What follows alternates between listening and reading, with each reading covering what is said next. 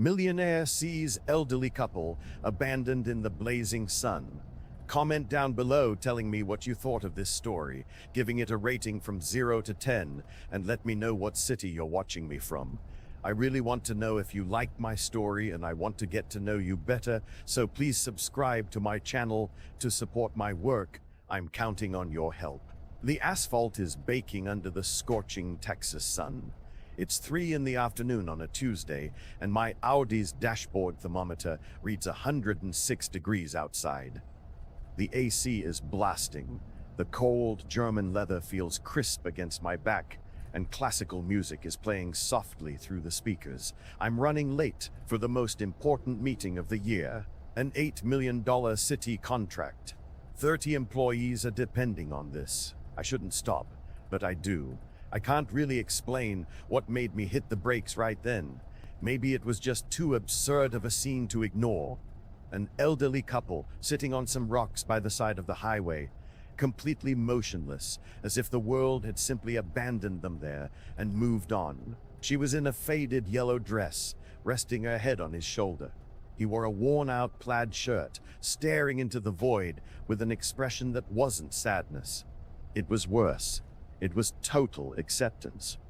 Around them sat an old briefcase, a red purse, and 2 tied-up plastic bags. Everything they owned, apparently. I step on the brakes. The car pulls over onto the shoulder. I cut the engine and sit there for a few seconds, hands on the wheel, staring in the rearview mirror. The meeting, the contract, the tight schedule. Jason must be calling me in a panic right now, but I open the door anyway. The heat hits me like a punch. That kind of dry Texas heat that makes the air shimmer and burns your throat when you take a deep breath. I walk toward them slowly, stepping on the dry, cracked red dirt. She doesn't open her eyes. He looks at me without reacting, as if strangers stop by every day and never made a difference. "Are you folks all right?" My voice comes out more tense than I intended. He doesn't answer right away. He just looks at his wife, then at me, and gives a slow shake of his head, as if saying there's no point in asking. "She's not doing too well," he finally says, his voice tired and drawn out. "Dizzy, it's just too hot." I kneel down. The woman has chapped lips and shallow breathing. She opens her eyes slowly and looks at me as if trying to figure out if I'm real. I sprint back to the car, grab the bottle of water from the back seat, and the sandwich I was going to eat on the way. I drop back down onto the blazing asphalt, my blue suit catching the red dust. I offer her the water. She drinks it with trembling hands, swallowing slowly as if every gulp hurts. When she finishes, she grips my hand with surprising strength and just says, "Thank you." There's something in that look, something that cuts right through me. I feel a lump in my throat and I don't know where it came from. The man beside her grabs my arm. "The Lord sent you, son." The phrase just hangs there in the sweltering air. I don't reply. I don't know what to say. I just help them both to their feet, grab the old briefcase and the red purse, and load it all into the trunk of the Audi. They get into the back seat without asking where we're going. I don't know either. I start the car. The AC kicks back in. She closes her eyes and sighs. He keeps staring out the window in absolute silence. I drive to the first gas station I can find, about 15 minutes down the road. I park in the shade. I buy more water, some warm biscuits, and orange juice. I sit with them at a plastic patio table outside. My phone buzzes in my pocket.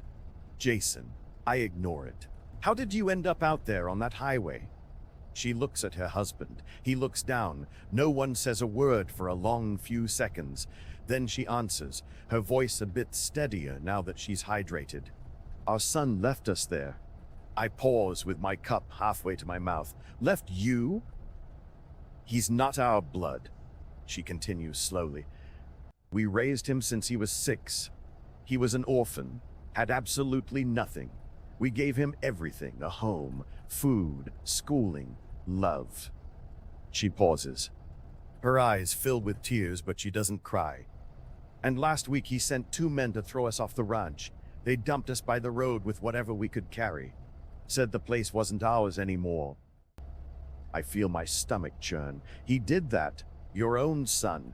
He's no longer our son, the old man says firmly, anger in his voice for the first time. He's somebody else now. Tommy became Christopher, changed his name, moved to the city, erased everything he used to be. I sit in silence, trying to process it. An adopted son who evicts his elderly parents from their own home. People who take in an orphan only to be tossed onto the highway like trash. My mind can't accept it as reality. What about the police? Did you ask for help? She laughs. It's a bitter, exhausted laugh. He runs the county clerk's office. He knows the judges. He knows the mayor. He's running for city councilman right now. Who was going to believe two old folks over him? I grip the edge of the table tightly.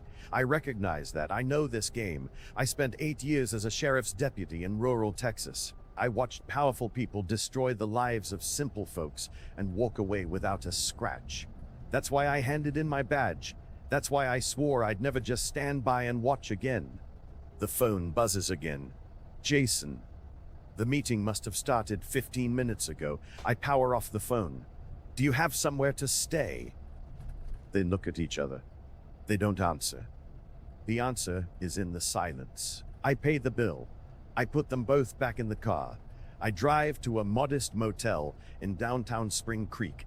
I pay for 3 nights up front. I help them up to their room. Mary, that's her name I find out, sits on the edge of the bed and looks around as if she were in a palace. We don't have the money to pay for this, Arthur says, looking ashamed. You don't need to. But sir, we can't just take your charity like this. Yes, you can. I leave my phone number written on a piece of paper on the nightstand. I tell them to call if they need anything at all. I leave the room, closing the door softly behind me. Out in the hallway, I lean against the wall and take a deep breath. My head is spinning. I missed the meeting. I lost the contract, more than likely. 30 employees relying on me, and I pulled over to help 2 strangers on the side of a highway. But when I think about going back, when I picture Mary sitting on that rock with her chapped lips and closed eyes, I know I would do it all over again. I turn my phone back on. 17 missed calls, 5 texts from Jason. The last one reads, "They left, meeting cancelled. Call me ASAP." I don't call. Not yet. I walk back to the car. I sit in the driver's seat. I look in the rearview mirror, and for the first time in years, I don't know what to do. Mary's words echo in my mind quietly, like a ghost. Because I know something about him. She hadn't explained what it was, but the way she said it with such fear, with such a heavy burden, tells me this is much bigger than I thought. I close my eyes. I take a deep breath. And I know I won't be able to just walk away from this. Not this time. I wake up the next morning with a sinking feeling that I made the wrong decision. The morning sun streams through the bedroom window, hitting my face right in the eyes. I grab my phone. 8 a.m. 7 more texts from Jason. 2 missed calls from Mike, my accountant. A notification from the bank. I get up, I shower, I get dressed. But I can't stop thinking about them. I drive over to the motel. I head up the stairs. I knock on their door. Arthur opens it, already dressed, his hair neatly combed. He looks like a new man. Well rested. Mary is sitting in a chair by the window, sipping some coffee they had ordered to the room. "Good morning, sir," she says with a smile. "Good morning.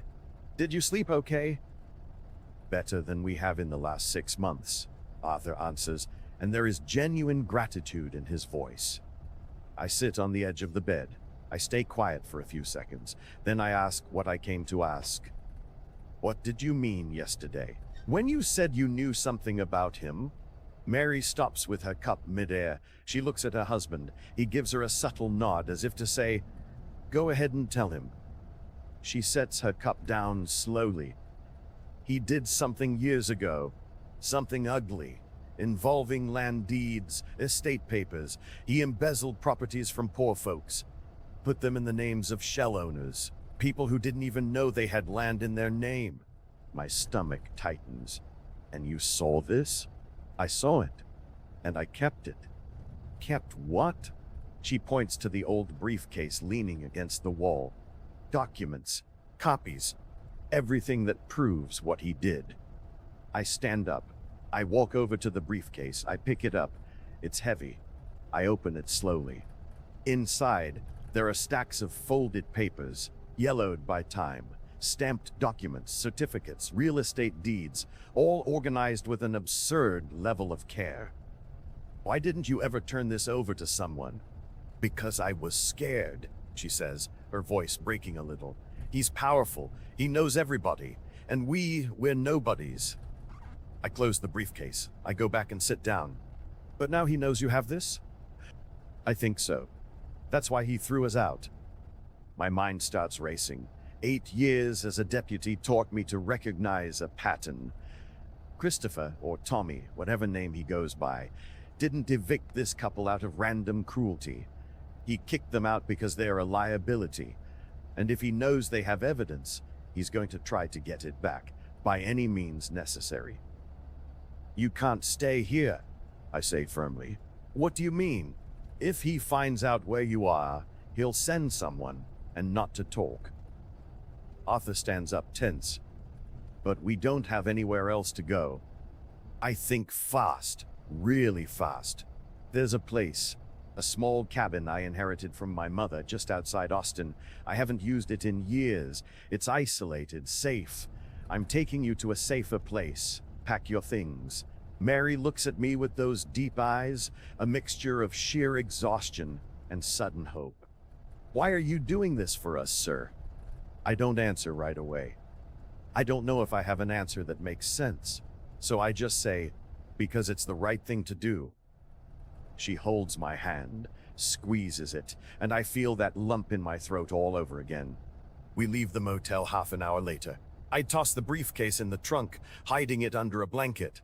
I drive carefully, constantly checking the rearview mirror. Nobody is following us. Yet. On the way, I call Dave. He was my partner at the sheriff's department for 4 years. He's still on the force, and he's one of the few good cops left. If there's anyone I can trust, it's him. Dave, I need a favor. Alan, man, you haven't called in months. Everything all right? No, not at all. I need you to run a check on something for me. Shoot. Tommy Miller, or Christopher Miller, runs the county clerk's office in Spring Creek, running for city council. I hear him typing on the other end. Got him. What do you want to know? Everything. Background, lawsuits, anything shady.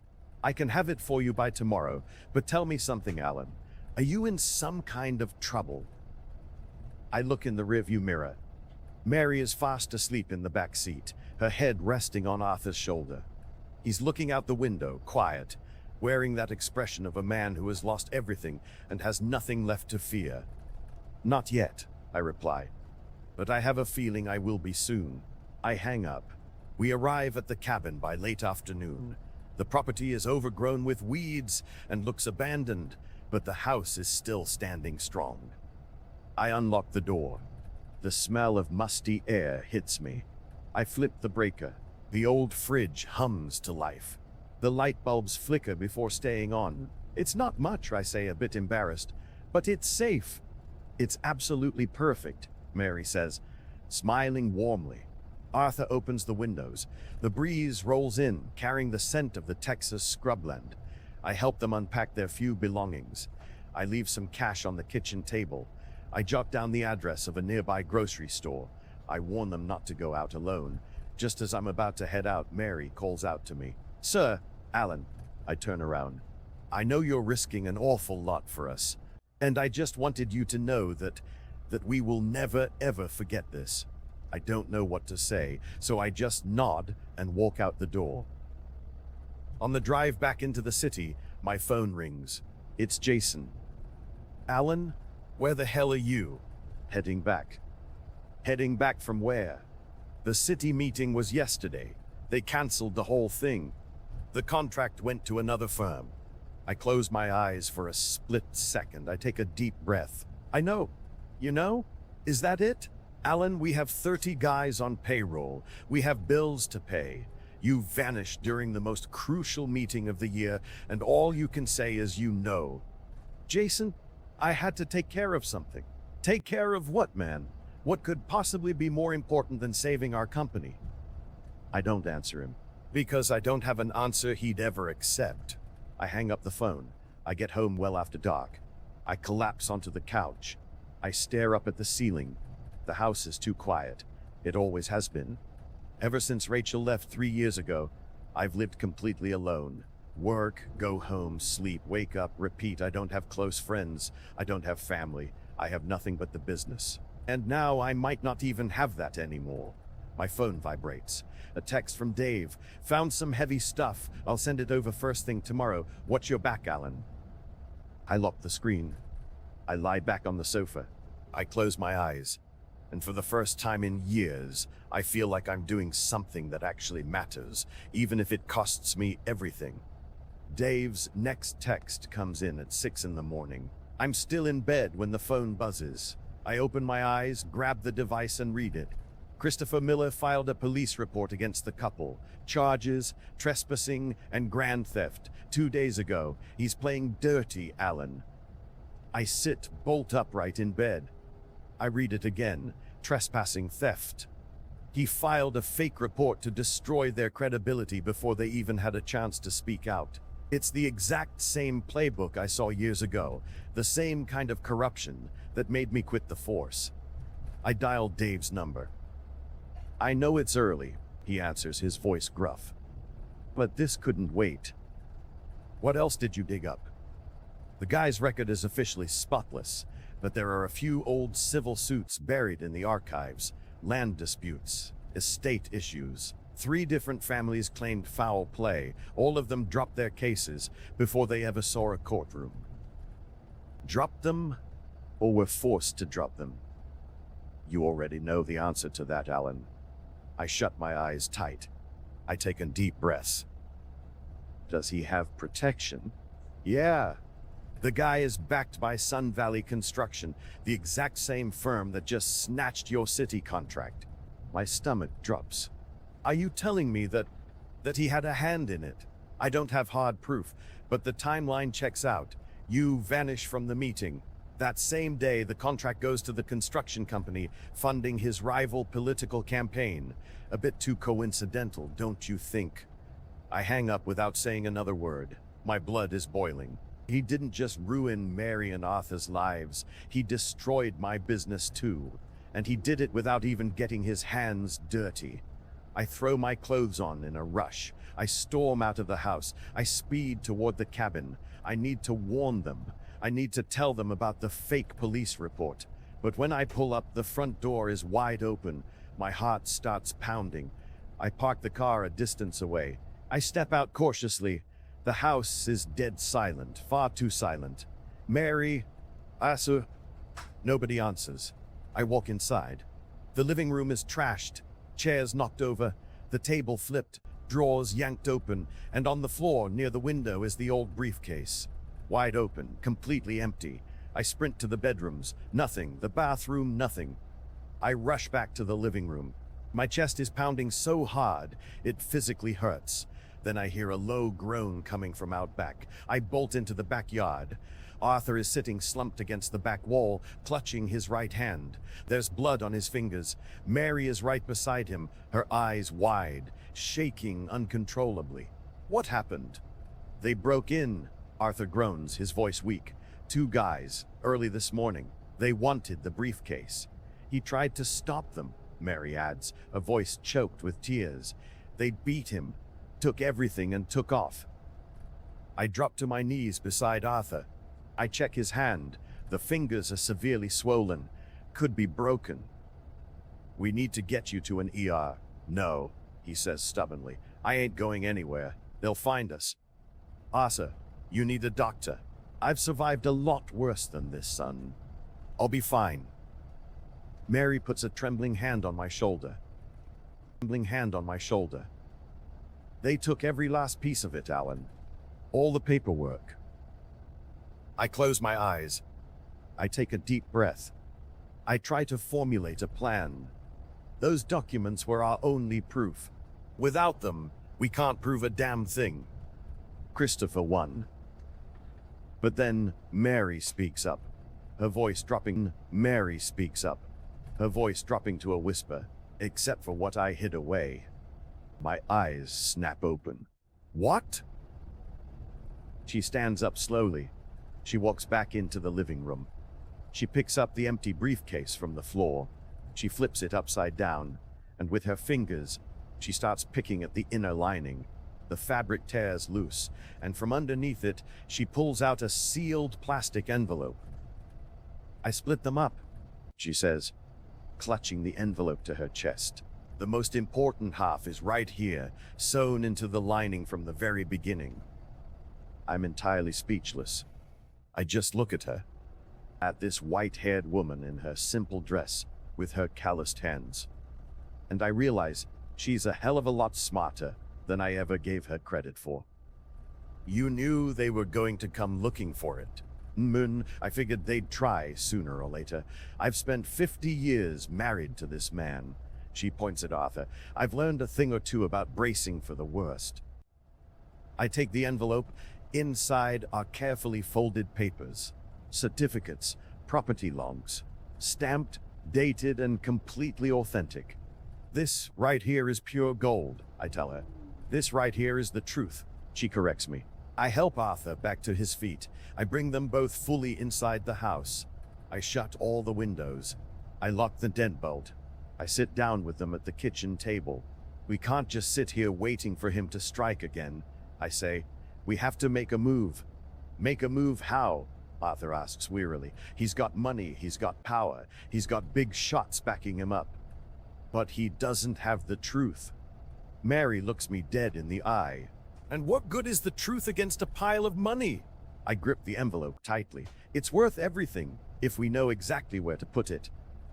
I grab my seat, picks up on the third ring. Alan? How long has it been? Sarah, I need your help. Judging by that tone of yours, this isn't good news. It's not. But it's incredibly important. I lay it all out for her. The old couple, being dumped on the road, the stolen documents, the fabricated police report, the break-in at the cabin. She listens in absolute silence. When I finish, she lets out a heavy sigh. You are messing with some very dangerous people, Alan. I'm well aware. And you're absolutely sure you want to go through with this? Positive. Then bring me the files tomorrow at the DA's office, and bring the couple with you. I'm going to need their sworn statements. I hang up. I look across the table at Mary and Arthur. Tomorrow morning, we're going to the district attorney. Sarah is bulletproof. If anyone can bring the hammer down, it's her. Mary holds my hand. And what if he finds out? He will find out. But by the time he does, it'll be way too late. I spend the night at the cabin with them. I sleep on the couch. I wake up at every little sound, every gust of wind rattling the glass, every creak of the old floorboards. By morning, I brew a pot of coffee. Arthur is doing better. His hand is still throbbing, but he can wiggle his fingers. Mary is quiet, just staring out the window. Are you scared? I ask her. I always have been, she replies, without looking away from the glass. But being afraid doesn't stop the truth from being the truth. We roll out of the property at 9 a.m. sharp. I have the envelope tucked securely inside a leather folder. Mary and Arthur are buckled into the back seat. I drive below the speed limit, hyper-vigilant, scanning every single car that passes us. We pull up to the courthouse at 10. Sarah comes out to greet us herself. She scrutinizes the paperwork for nearly an hour, asks pointed questions, takes meticulous notes, records Mary's official testimony. When she's finally done, she takes off her glasses and looks up at me. This is rock solid, Alan. Incredibly solid. I'm opening a grand jury probe this afternoon. How long until they haul him in? 72 hours, maybe less. We walk out of the DA's office by mid-afternoon. Mary looks like a massive weight has been lifted. Arthur does too. I should feel the same. But something is still nagging at me. Something I can't quite put my finger on. I drive home alone.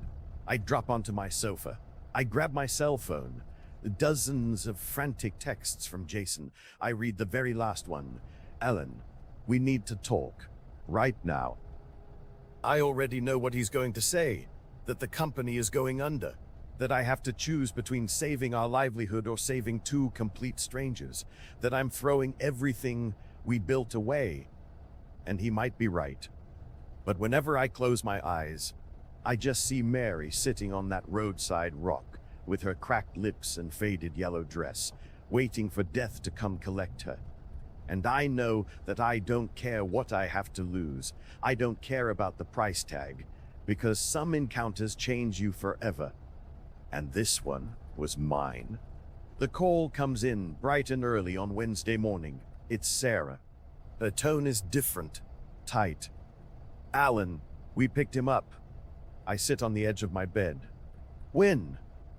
This morning, 7 a.m., right on the steps of the county clerk's office, front of God and everybody. I close my eyes. I breathe out slowly. Half of me feels relief. The other half knows this war is far from over. So what's next? Now he gets interrogated. He'll probably make bail by sundown. But the damage is already done, Alan. The whole town saw him in cuffs. The local press is already swarming. I end the call. I dial Mary. She answers on the second ring. They arrested him, I say. Dead silence on the line. Then I hear Arthur muttering something in the background. Mary takes a shaky breath. And what happens now? Now we wait. Sarah is spearheading the prosecution, but you're going to have to testify again. Officially. In open court. We'll be there, she says resolutely. We'll do whatever it takes. I spend the rest of the morning trying to catch up on work, but I can't string two thoughts together. I open spreadsheets. I close them. I read client emails. I don't reply to a single one. Jason called me 6 times. I hit ignore on every single attempt. Late in the afternoon, my phone rings again. Unknown number, I pick it up. Alan Foster? Speaking. This is Jessica from the County Gazette. I caught wind that you were involved in the Christopher Miller case. Would you be willing to give me an interview? I think fast. Sarah had specifically warned me the press would come knocking. She told me to keep my mouth shut. But then I remember something Mary told me a few days back. The truth only wins when everybody can see it. I will, I reply. But strictly on one condition. You are going to listen to their story, not mine. I set up a meeting for the following day. I call Mary to explain the plan. She hesitates at first. Arthur does too. But eventually, they both agree. The interview takes place out at the cabin. Jessica shows up with a staff photographer. She's young, maybe 25 at best, but she has a dead serious, fiercely committed look in her eye. She records every word, writes everything down, snaps photos of Mary holding up the gutted briefcase, and of Arthur with his bandaged hand. The expose hits the front page of the Sunday paper. Above the fold, elderly couple evicted from homestead by adopted son running for city council. It features a giant photo of Mary and Arthur holding hands. The entire agonizing story, the embezzled deeds, being dumped on the side of the highway, all of it. The whole town goes absolutely nuclear.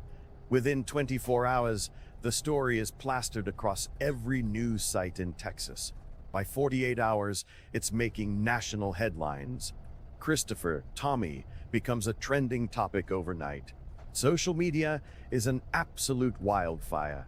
Politicians who had proudly endorsed his campaign drop him like a bad habit. The construction firm bankrolling him issues a frantic press release, stating they do not condone acts of utter inhumanity. And amidst all the chaos, the grand jury investigation accelerates. Sarah manages to unseal a mountain of classified financial records. She uncovers even more glaring irregularities, dozens of other swindled families, acres upon acres of stolen land. The entire house of cards begins to spectacularly collapse. The following Monday, my phone rings. It's Mike, my accountant. Alan, have you seen the news cycle today? I've seen it. Sun Valley Construction just completely severed ties with Christopher. And get this, the city wants to talk to you. To me, about the development contract. Apparently, the mayor's office wants to revisit their decision. I hang up the phone. I look out my office. Mayor's office wants to revisit their decision. I hang up the phone. I look out my office window. The sun is setting over the rolling Texas hills. Brilliant reds, deep golds. It's gorgeous in a way that actually aches. I drive out to the cabin. Mary is in the backyard, watering a row of small potted plants she had started tending to. Arthur is sitting on the porch, reading the daily paper. They look genuinely at peace, perhaps for the very first time in months. "Come to pay us a visit?" Mary asks with a warm smile. "I did, and I brought some news. The good kind or the bad kind?" "The good kind. The city wants to give me my contract back." She drops her watering can. She walks right up to me. She takes both of my hands in hers. "So it all worked out. You didn't end up losing everything."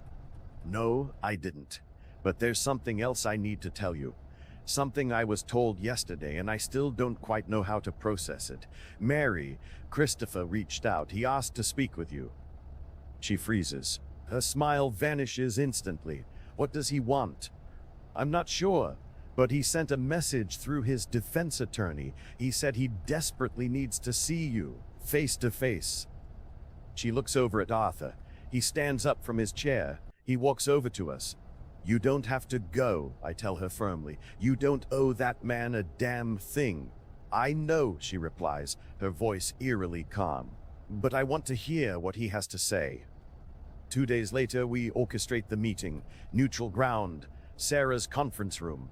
She agrees to supervise the whole thing. I go with them. So does Arthur. Christopher walks in, flanked by his lawyer. He looks completely different, harrowed. His face is gaunt and drawn. His eyes are sunken. He looks right at Mary. She stares right back. Nobody breathes a word for what feels like an absolute eternity. Then he slowly takes a seat. He pulls a thick manila envelope from his briefcase. He slides it across the table. "I came to give back what rightfully belongs to you." Mary doesn't flinch. "The deed to the ranch," he continues, his voice cracking. "It's not everything, but it's a piece of it. It's what I can legally transfer back right now without stalling the criminal proceedings." Arthur picks up the envelope. He tears it open. He looks down at the legal papers. His scarred hands begin to tremble. "Why are you doing this?" Mary demands, her voice like steel. Christopher shuts his eyes tight, takes a ragged breath. "Because I spent my entire adult life trying to forget who I used to be, trying so hard to be somebody else, somebody important, somebody who actually mattered. And in the middle of all that ambition, I forgot the very people who made me somebody when I was absolutely nothing." He opens his eyes. There are heavy tears welling up in them. "You two gave me the world. And I threw you out like you were garbage. I don't deserve your forgiveness, I know that. But I need you to know that I am so incredibly sorry. From the very bottom of my rotten soul, I am sorry." Mary doesn't answer right away. She just glares at him for a long, heavy moment. Then she slowly stands up. She walks around the table toward him, and she gently places her hand on the cheek of the man who was once the broken little orphan boy she raised. "I don't know if I can find it in my heart to forgive you right now," she says, her voice thick with emotion. "But I want to try. Someday, when the memory of it hurts a little less." Christopher drops his head into his hands. He openly weeps, and for the first time in years, he actually looks human again. We walk out of the conference room in dead silence. Mary clings tightly to Arthur's arm. I trail slightly behind them. Out in the hallway, she suddenly stops. She turns back to face me. Thank you, Alan, for everything. You don't need to thank me. Yes, we do. You stopped your car. Nobody ever stops anymore. I offer her a faint smile, but that heavy lump is back in my throat. 3 weeks later, I find myself driving back down that same dusty highway, the exact same stretch of road where this whole ordeal began. I pull the car over onto the gravel shoulder. I step out into the heat. I stare down at the jagged rocks where they had been sitting on that sweltering Tuesday afternoon. There's nobody sitting there now. Just the howling wind, the blowing dust, the brutal sun baking the Texas plains, but I can still see them clear as day. Mary in her faded yellow dress, Arthur in his worn plaid shirt, just waiting, resigned to their fate, forgotten by the world. And I finally understand that pulling my car over that day wasn't a random coincidence. It was life handing me a chance to fix something deep inside of me that had been broken for a very long time. Ever since I gave up my badge, ever since I stopped believing that doing the right thing actually meant a damn thing. Mary and Arthur are living out their days on a small parcel of the land they managed to